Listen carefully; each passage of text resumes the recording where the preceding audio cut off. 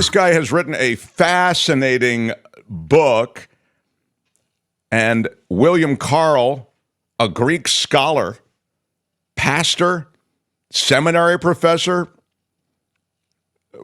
an amazing life. If he'd just written an autobiography, I'd read it. But he's written a apparently riveting novel that he was advised to write by Alex Haley, the guy who wrote Roots. I'm hoping that what I've just related to you is accurate. It seems amazingly fantastic. How about it for our guest, and again, a terrific, I think, read likely to be had, Dr. Carl, everyone. Dr. William Carl. Do they call you Dr. PhD William Carl? I go by lots of different names, and I'm not going to tell you any that my wife calls me, but especially when she's mad about something. But yeah, when I was in academia, it was Dr. Carl. Of course, yeah. President Carl when I was president of a seminary. Often I go by Bill, but when I say that, people try to look up my books. I have 8 nonfiction books, and they try to look them. There's nothing by Bill Carl. So I have to get people to address William in these interviews. And usually when I was growing up, if I got called William, it was my mother when I was in trouble, But I now have to go by William for the book. Yeah, I'm going to call you Dr. William Carl. It classes up the joint. First of all, that's fine. Your CV already classes up the joint. It's quite impressive, sir. Now, obviously, and this is a real conversation you had with Alex Haley, the author of Roots, who had read your stuff, was impressed with it to the point that literally he uttered the following sentence: "You know how to write, and you know how to tell a story."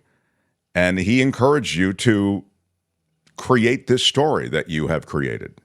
That's exactly right. That's what happened. He was sitting in my office in Dallas, Texas, and I was going to have him speak at some event. And he said, "Have you written anything?" I said, "Yeah." And he said, "Well, let me see one of your books." I now have 8 nonfiction books, and 2 of them have been translated into Korean, and I've been to Seoul for that and all that. But I pulled one off the shelf, which was a set of lectures I'd given at Princeton. I've spoken at Oxford, Cambridge, Cornell, Princeton, lots of Carnegie Mellon. But this was a set of lectures I'd given at Princeton, and he's thumbing it, reading it. This is the author of Roots, looking at my book. I mean, I couldn't believe it, Mark. And he said, he stopped and he goes, "You need to write a novel." And I said, "What makes you say that, Alex?" He said, 2 things. 1, you know how to write, and you write really well. 2, you know how to tell a story, and that's all a novel is. And I said, "What in the world would I write a novel about?" He said, "What kind do you like?" "Oh, Tom Clancy, all the Jack Ryan, international espionage, Jason Bourne." He goes, "Write one like that." I said, "Alex, I don't know that much about those things, how to write about that." He says, "Well, you're a Greek scholar. You know old manuscripts. Put those together with international espionage." And that's what came out 30 years and 12 revisions later, by the way. Assassin's Manuscript is a Dan Brown meets Daniel Silva thriller. Wow! Listen to the doctor serving up the log line. It really is getting tremendous buzz. Congratulations. Now, the story I kind of summarized. It's, correct me if I'm wrong, but it is a CIA assassin. Right. His life as an assassin. He gives up that bloody business, and he becomes a minister. Right. And he, as Tim was sort of saying, maybe is cleansing his soul at the same time for some of the acts he's been involved in, and it's a dirty business. And then and this is just so great, Doctor, he's called back in. His country needs him for one more caper. That's exactly right. And in some ways, if you remember the John Wayne movie, The Quiet Man, where he's the boxer, goes home to Ireland, where his people were from, and he's a mysterious character because he won't box anybody. And the reason we find out in the backstory is he killed somebody in the ring back in the States. My character's a little bit like that. He killed somebody, in fact, 3 people, in something that happens before the novel starts and only is handled in flashbacks. and it's a bomb that he was trying to kill a Bedouin terrorist on Upper West Side of New York, and by accident, he has killed the Bedouin's girlfriend or wife, his own wife, new wife, who's walking down the same street, and the fiance of a young female attorney back in Tennessee.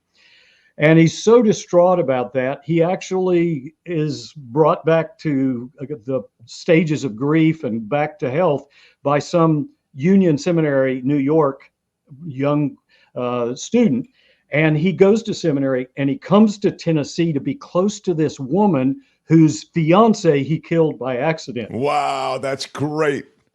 And it becomes this unlikely romance because he never intends anything, but she becomes interested in him, gets pulled into all of his intrigue around the Middle East and in Rome and Egypt and all over, not knowing, and all the way through the reader is going, is she going to find out that he Right. killed her fiance as she's falling in love with him? So it's this very unlikely romance in the middle of a big swashbuckling espionage story. Did you have the romance already, or did they say to you, hey, Bill, you got to put some romance in this thing?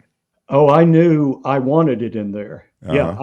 I like stories that have that intrigue and the male female, the whatever it is, Sure, romance. sure. I mean, that's real And life. It's real it life. Yeah. is. It is Yeah. real life, and it's really fascinating where the reader knows what she doesn't know, and all the way through they're going, "What's going to happen when she finds out?" Oh, love it. Love it. Listen to this. Assassin's Manuscript has it all: suspense, intrigue, love, betrayal, and dramatic action. It's a masterpiece meant for anyone who enjoys Dan Brown and Daniel Silva. Thoroughly researched, it weaves together a brilliant tale of international intrigue. Carl's vivid descriptions of places and characters put the reader right in the middle of the plot. And what an adventure it is. That's from Carl McCullough, who's the best-selling author, Sid the Boys, and he's all his stuff's to number one. Wow, when you get the plaudits like that from other fellow writers, it has to really feel good, man. Yeah, and one of the Amazon reviews is written by an award-winning New York Times journalist, Thomas Hayes, and they go on and on. The book's now on sale in 42 countries, and it just popped up in the Harvard bookstore of all places. That's Well, I was terrific. surprised to see that. And the points about the descriptions of places is important because I traveled to 7 foreign countries to do the research for Oh, this novel. wow. I'd seen that you traveled a lot, but I didn't know that you specifically traveled to do the research for this book. Well, I happened to be speaking in different places, and I just kind of rolled that together, double it That's up. great. And Yeah. Michener is one of my models, not the way he writes as much, because I find myself reading through big passages of Michener to get more action or dialogue, but the way he researches. Now, he may have had a load of graduate students who went and did a lot of the research. I don't know. I've had graduate students I've taught, but I did all the research myself. And I wanted to be able to describe every part of the novel. So I went to St. Catherine's Monastery at the foot of Mount Sinai in Egypt. I had a letter of introduction from the patriarch of the whole Greek Orthodox Church in Istanbul, so I could have a run of the place as opposed to a Wow. visitor just goes to the gift shop and sees the church. And so my main character also had a letter of introduction from the patriarch of the Greek Orthodox Church. And the only place, Mark, that I didn't get to, that I describe in great detail in the novel, is the papal apartment.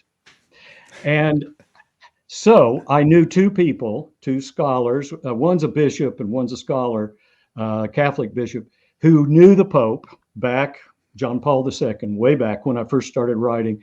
And I got them, I sat down and started taking notes. Just like when I interviewed real hitmen, I just take notes. I was going to get to that. Yeah, go and ahead. learn about how the papal apartment is put together, and that's why it's described just exactly as it is. I want to get to in talking to hitmen, but I want to ask you, because you mentioned the papal apartment. Is there anything in the papal apartment or about the papal apartment that would surprise us? I think I think how pristine some of it is probably would be surprising because you'd think it'd just be royal or something, But It's kind it's of Spartan, you're saying? It's sort of like not a not really Spartan. It's just really beautiful, but it's not like Versailles, where it's just gold leaf everywhere. People will see it. It's a very interesting place. yeah. Again, I've not been there in person, but the way they described it to me, and I will say one thing that people can discover for themselves. I described the Pope, and the way I wrote the Pope was done 30 years ago. I haven't changed a word from when I first wrote it. The first version was 740 pages. I took it into a literary agent in Dallas and dropped it on his desk. You nearly broke my damn desk with that thing. He said, go take 600 or take 200 pages down, get it down to 600.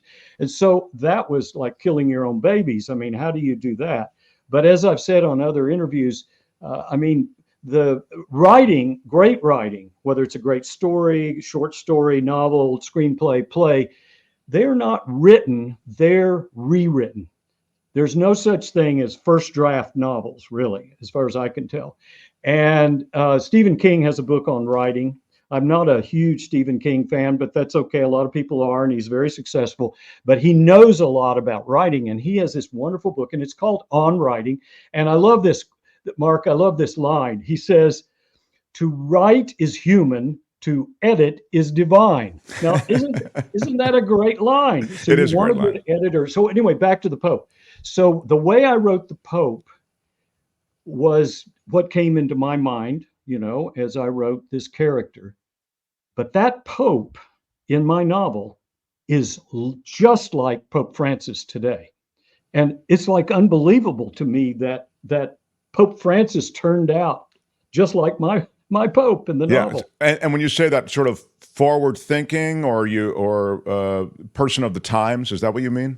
Well, I think it was my hope of what kind of Pope the Catholic Church needed. Here I am, a Protestant, telling the Catholic Church what they need. But I do think that this Pope is the one I describe is the kind who really needs to weigh into Israel and Hamas right now, to be able to talk about how there could be peace. I don't want to get off on that subject Sure. because I do talk about a global vision for peace in the end of the novel, but I do think this Pope is in the novel is the kind of person we need. Well, we need in our country right now. Look how divided we are in our country at Yeah. this moment. I mean, it's sad to me to see. It's Anyway, well, I want to, and I'm going to double back to what you just said about divisions and that sort of thing in a second. But as promised, I want to touch on the assassins. So you right. actually spoke to, because your book is about an assassin who's got this remarkable journey, and it's all this action-packed stuff that you kind of associate with an assassin's life. But you talked to real assassins when you were doing research. That's exactly right. So it's kind of funny, but I'm an extrovert, and when I walk into restaurants, I don't want to just look at a menu, so I walk around to booths and tables. I don't know if you ever do anything like. People think you're crazy. I mean, I just say, "Is that good?" And they look at me like, "Yeah, I guess it's all right." My family said, "We don't know him," they back away. And so I call it outcomes assessment, right? I just want to hear, is this good food? And what do you recommend? So I love talking to people. And I don't know where all you've traveled. I'm sure it's all over the world, Mark, but do you ever talk to taxi drivers when they pick All you that. No, up? I'm a talker. I'm a Yeah. people person, so I like to Yeah. learn about people and Yeah, stuff. yeah, Yeah. and it's talk and listen, and I'm more of a talker than a listener, but I have to focus on the listening part, too. My PhD is in rhetoric and communication from University of Pittsburgh and Pitt and Northwestern. It's two of the top programs, and I remember one other colleague of mine said that means you have a PhD in talking. I said whatever, but. Some truth to it, right? But I do like to listen to people, and especially taxi drivers. So I actually interviewed 4 real live former hitmen, and the son of one was the 5th one. 3 were Americans, 1 Israeli, and 1 Russian. So, I mean, the stories about this are just kind of How did you fascinating. get the meeting with the Russian? Well, I'll tell you in a second. Let me do the Okay. Americans first. So One story at a time. Okay. that's okay. The Don't turn first, ahead in the hymnal. Come on. that's All all right. right. That's right. The offering isn't up yet. This is a taxi driver in Louisville, Kentucky, was the first one. And I was on a board at some academic institution in Louisville, and I flew in at midnight. And this taxi driver picked me up. He's a kind of gruff looking guy with a big beard. And so I start talking to him and I get him to talk. And I could tell he was from New York because, you know, a cup of coffee, you know, heavy New York, New Jersey accent. So I said, so how long you been here? Came here after Nam. Oh, you were in Vietnam. Yeah. What'd you do in Vietnam? I was in the Phoenix Project. Well, I knew from my research that's assassins. And I said, hey, have you got to pick up anybody else tonight? No, you're my last pickup. If I cross your palm with $100 bill, can we have a drink and you can tell me stories? Hell yeah. So we went on for a couple of hours at a bar, just me taking notes fast on what it was like. See, Mark, what I wanted to do is wanted to get inside what does it take to make someone who can be as cold as ice, who can be sitting there having a cup of coffee with somebody and then say, wait a minute, I'll be back in a few minutes. Go out and kill somebody and come right back in and go back with the coffee. That's the kind of character I wanted to write because that's the way most real assassins are. So the second one was the son. I showed you the son of, I was lecturing in a college. My wife doesn't want me to tell the name of the college. So I was lecturing in a college. I've lectured all over the country and around the world.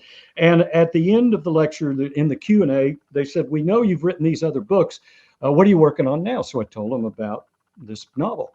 And this young philosophy professor, comes up to me kind of timid. And he says, could we go have a drink or a cup of coffee or something? I said, sure. And he said, I want to tell you about my dad, who confessed to me on his deathbed what he used to do in his life. And he said, I knew he went and did jobs for the government around the world, but I had no idea what it was. And then he told me, and then he died not long after that. And he said, Dr. Carl, you would never believe it, but this guy, my dad was like he was a regular Little League dad in the neighborhood. And he'd be like your next door neighbor. You just don't know who the actual former assassins are. Yeah, the killer next door. That's it, the killer next door. And so then the third American was as a president of a major theological school, I was chairing an accreditation site visit for another academic institution. And I had a team from around the country. And one of them was a librarian. Get this, a librarian at another seminary. You could write a novel about that. That's I know. unreal. I know. So you swap out minister for librarian, you got the same story. It's great. Because he had gone to seminary and then he became a librarian and so we're having dinner before I do this accreditation site visit. And he goes, what are you working on? I told him. He said, that's what I used to do. I go, what? You got to be kidding. He said, yep, there are countries around the world where I can't go anymore. I said, okay. And another 2 hours later, I had finished taking notes from a guy on my accreditation site visit team. Wow. Those are the three Americans. Now, the Israeli was running a tennis tournament in Dallas.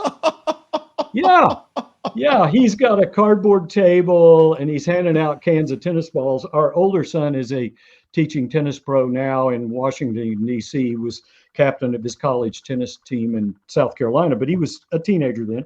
So this guy's handing out cans of tennis balls. And so I strike up a conversation. You know, I'll strike up a conversation with anybody. And he starts telling me, I could tell from the accent. And I said, where are you from? He said, Israel. I said, when'd you come here? He told me. I said, so you grew up in Israel? Yeah. I said, well, because I know about Israelis that everybody has to serve in the military. So I said, what part of the military did you serve in? Mossad. I said, you served in Mossad? He said, yeah. And I said, which unit? And he said, the Kidon unit. Now, Mark, that's Kidon. And I only knew about that because of all the research I'd done, because that's hitmen, that's assassins. Wow. And so I said, oh, you got to tell me stories. So while my son is playing a tennis match and this guy's handing out cans of tennis balls, I'm taking notes like crazy. You wouldn't believe this, Mark. He said, I had Arafat in my sights twice, and the order never came to take the shot. Now, that was chilling. I Yeah. mean, this guy right there with me could have changed history right there. And Okay. there you go. And that's one of the reasons they didn't take Arafat out, as it, as you know. Yeah. What, I mean, You want to they know, were, but they were worried about the go ahead. repercussions. Yes, the Russian, I want to know about him. But go ahead. You wanted to, any No, I'm more? sorry. I wanted to know about The Russian. the Russian, didn't I? Didn't Yeah. I? Yeah, we haven't Yeah. gotten to the Yeah. Yeah. Russian yet. Yeah. Okay. Let's do the Russian. Okay. So Quickly, we'll do the Russian, and then I've then I'm going to double back on the divisions. So Okay, keep that's going. fine. Fine. So I was lecturing at a theological school and I've also lectured at an Orthodox university in Moscow. And anyway, we were up in the Ural Mountains in a town called Lisva, and it was minus 40 actual temperature, Fahrenheit, even same as Celsius. And this guy is a pastor in a church that's 3 stories below ground in a bomb shelter, and he's a former Russian mafia chief who is a champion in judo, karate, and wrestling, and he had killed a bunch of people. But then he had been converted, and he'd gone to the now he's a pastor. So I got him to tell me stories, and That's so unreal. Wow. Well, now I want to double back. I mean, look, again, the book is Assassin's Manuscript, and it is just being hailed as this terrific novel with all of these great elements. But I want to talk just in our last minute, where we are late, but you touch on the divisions in the country, and I think that there are religious divisions. Religious divisions can underpin political divisions, as you've seen. I mean, there's a tremendous rise of political extremism, even within this country, America. I'm right. wondering, and you are so deeply steeped in religion and I think knowledge of other religions as well. I mean, I can just tell by the things you've authored and by your perspective that you know a lot about. You haven't cocooned yourself in your own echo chamber there. Right. So I wonder if I could get your take on that. This the religiosity that seems to be, no longer separating church and state. It's Yeah. all being washed together. Could you speak to it? Yeah, so let me just say one more. This relates directly to the novel because most novels like this are good guys and bad guys, and that's what we have in our country right now. You're either a good guy or you're a bad guy. If you're on my side, you're a good guy. If you're on the other side with whom I disagree, you're a bad guy. And the difference in this novel is I quoted someone, I don't know if it's Augustine or whoever, who said, there is good in every evil person and evil in every good one. So we're all a mix. We're all broken and flawed. And if you start with that premise, then it means you really do need to listen to people with whom you disagree, right? And I also lecture on the brain at medical schools and medical conferences, and that's another whole conversation, but it's directly related to a point I make on this question. And that is the amygdala in our brain, which is the fear, fight, flight part of our brain, is way overactive right now. And it's not about a saber-toothed tiger in your face or a snake, a big python or something. It's a different color of skin, or it's a different political opponent. It's somebody who's different, and you overreact. So when I was lecturing at Oxford, and dinner was like a scene from Chariots of Fire, or whatever, the kind of stories you see where they're in Oxford and Cambridge, or Harry Potter, those kind of scenes. At breakfast one morning, and it was during the Iraq War, someone just said Bush, and the whole room just erupted. Now, that's not a political statement. That's just a reaction to one name. And you could take far right Republicans and say Obama or Hillary, and they go, Rrr! And you could, my point is that we are a country full of overactive amygdalas right now. We are not toning it down. We're not listening to each other. And I mean, if I could solve the problem of overactive amygdalas in this country, in this world, I could win the Nobel Peace Prize.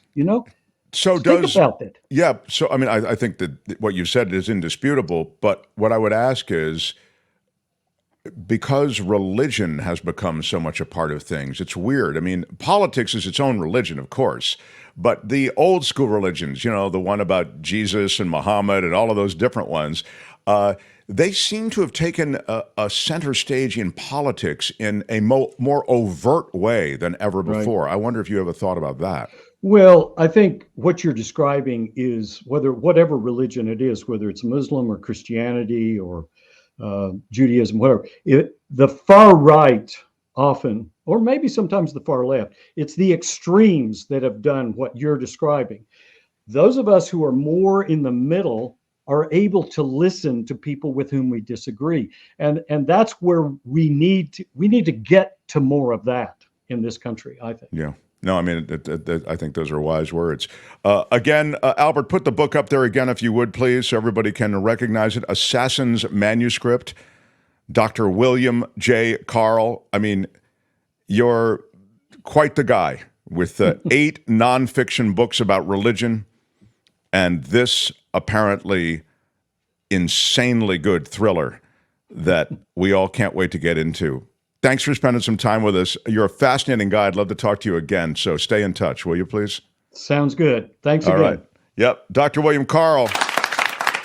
You can call him Bill. Bye-bye, Bill. Hi, it's Mark, and I thought that was great. Hit the notification bell. You'll know whenever there's a new video being dropped, and please subscribe to our channel to help us save the universe.